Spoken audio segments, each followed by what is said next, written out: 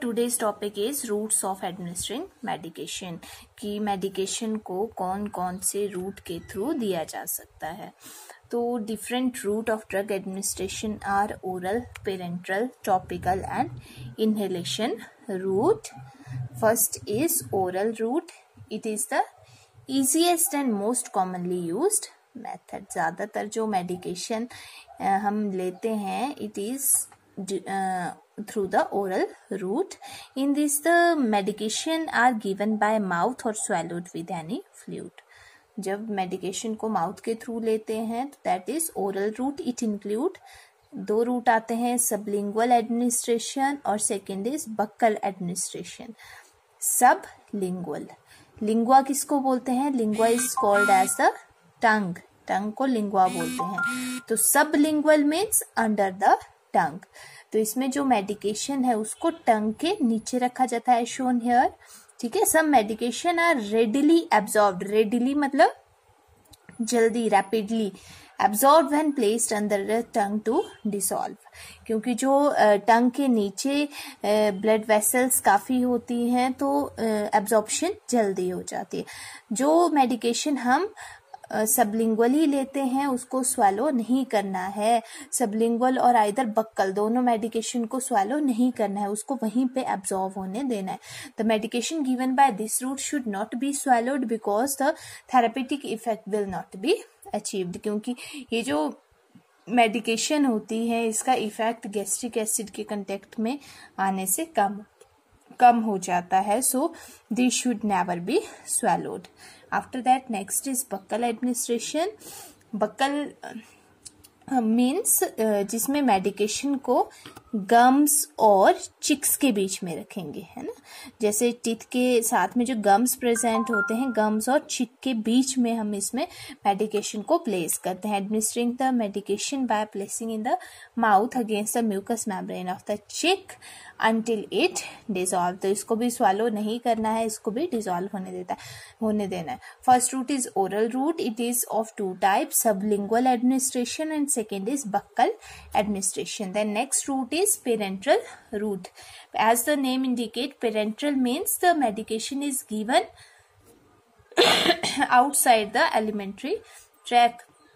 Digestive system को छोड़ के जब मेडिकेशन को किसी दूसरे रूट के थ्रू देंगे तो that comes under the parenteral root.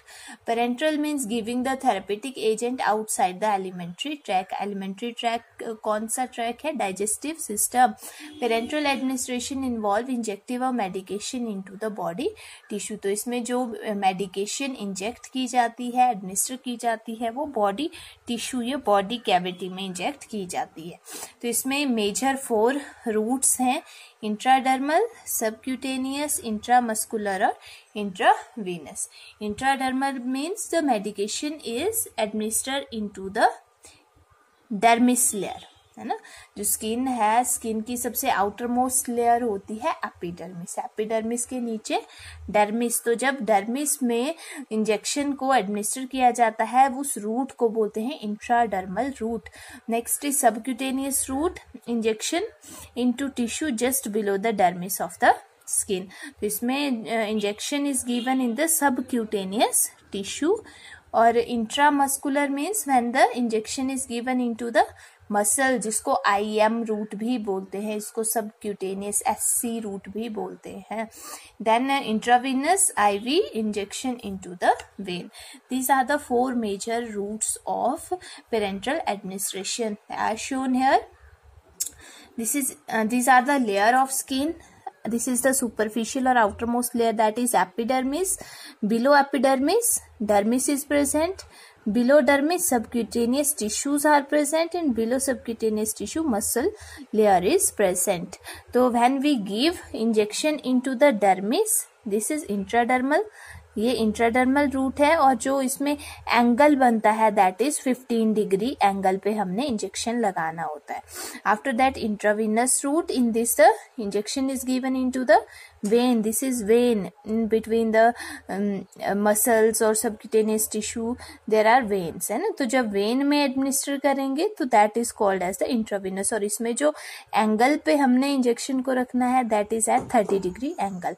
Subcutaneous tissue, in this injection of medication into the subcutaneous tissue. Here these are the subcutaneous tissue. जब subcutaneous tissue में injection administer करेंगे that is subcutaneous route, और इसमें जो angle होता है that is 45 degree. You should know the angle 45 degree, है ना. फिर नेक्स्ट है इंट्रामस्कुलर. इंट्रामस्कुलर में जब मसल्स में इंजेक्शन एडमिनिस्टर करते हैं और इसमें जो एंगल होता है दैट इज 90 डिग्री. तो इसमें जो हैंडलिंग करते हैं इंजेक्शन की वो ऐसे करते हैं ना, ऐसे होल्ड करना है इंजेक्शन को. This are the 4 route. After that some medication are administered into the body cavity. कुछ को बॉडी कैविटी में एडमिनिस्टर किया जाता है. दीज इंक्लूड 1 मार्क्स में ये आ जाते हैं कई बार, है ना. तो ये अच्छे से आपने स्टडी करने हैं. Epidural, intrathecal, intraosseous, intraperitoneal, intrapleural, intra arterial, intracardiac और इंट्रा आर्टिकुलर. ठीक है, सिमिलर है. इंट्रा आर्टीरियल और दिस इज इंट्रा आर्टिकुलर. तो ये डिफरेंस आपको पता होना चाहिए. स्पेलिंग भी इनकी थोड़ी अलग है बट थोड़ा सिमिलैरिटी है इसमें. Then first route is epidural route. Epidural medication are administered into the epidural space, है ना. नॉर्मली जो हमारा ब्रेन और स्पाइनल कॉर्ड है it is surrounded by the meninges. Meninges are the outer covering of the brain and the spinal cord. Nervous system में ये पढ़ा होगा आपने. Meninges include dura mater, arachnoid mater और पाया मैटर, है ना. तो जो वर्टिब्रल कॉलम और ड्यूरा मैटर के बीच में स्पेस होता है उसको बोलते हैं एपिड्यूरल स्पेस. और जो आर्केनोइड और पाया मैटर के बीच में स्पेस होगा दैट इज सब आर्केनोइड स्पेस. ठीक है, तो एपिड्यूरल इंजेक्शन हम एपिड्यूरल स्पेस में एडमिनिस्टर करेंगे जो कि वर्टिब्रल कॉलम और ड्यूरा मैटर के बीच पे प्रेजेंट है. After that next is intrathecal. Intrathecal को और क्या बोलते हैं, इंट्रास्पाइनल रूट भी बोलते हैं. In this administration of medication into the subarachnoid space और one of the ventricle of the brain. ठीक है, इसमें जो इंजेक्शन एडमिनिस्टर करते हैं सब आर्केनोइड स्पेस में एडमिनिस्टर करेंगे. आप स्पाइनल कैविटी भी बोल सकते हैं. और this route is also called as intraspinal route, है ना. और इंट्राथिकल रूट को और क्या बोलते हैं, इंट्रास्पाइनल रूट भी बोलते हैं. Then intraosseous. जब मेडिकेशन को बोन मैरो में एडमिनिस्टर करेंगे that route is called as intraosseous. Administration of medication directly into the bone marrow. Next is intraperitoneal. In this medication is administered into the peritoneal cavity. Next is intrapleural. Administration of medication directly into the pleural space. Pleural space कहाँ पे होता है? It is present in the lungs. It is the outer covering of the lung. Pleura contain visceral और parietal pleura, है ना. तो जब वहां पे मेडिकेशन एडमिनिस्टर करेंगे तो इंट्रा प्ल्यूरल एडमिनिस्ट्रेशन बोलेंगे. Next is intra arterial. Arterial मतलब आर्टरीज. ठीक है, in this the medication is administered into the arteries. Intravenous होता है जब वेन्स में एडमिनिस्टर करेंगे. वेन्स थोड़ा सुपरफिशियल होते हैं, दे आर इजीली विजिबल. उसमें ब्लड का जो प्रेशर होता है वो भी कम होता है. बट जो आर्टरीज होती हैं वो थोड़ी डीप होती हैं स्किन में और उनमें ब्लड का प्रेशर ज्यादा होता है ना. तो intra arterial means it is the administration of medication into the arteries. Next is intracardiac. Intracardiac is the administration of medication directly into the cardiac tissue. जब हार्ट टिश्यूज कार्डिक टिश्यू में directly medication inject करते हैं that is intracardiac. Next is intra articular. Articular मतलब joint. It is the injection of medication into the joint. तो ये आपको पता होना चाहिए. Next are the topical route. Topical में medication applied either on the skin and the mucous membrane है. या तो स्किन के ऊपर अप्लाई करेंगे जैसे कि कोई ऑइंटमेंट स्किन के ऊपर अप्लाई कर दिया उसको मसाजिंग की, या तो म्यूकस मेम्ब्रेन के ऊपर कोई मेडिकेशन अप्लाई की, mucous membrane such as of the eye, ear, nose, mouth, vagina, urethra और रेक्टम. Then inhalation route.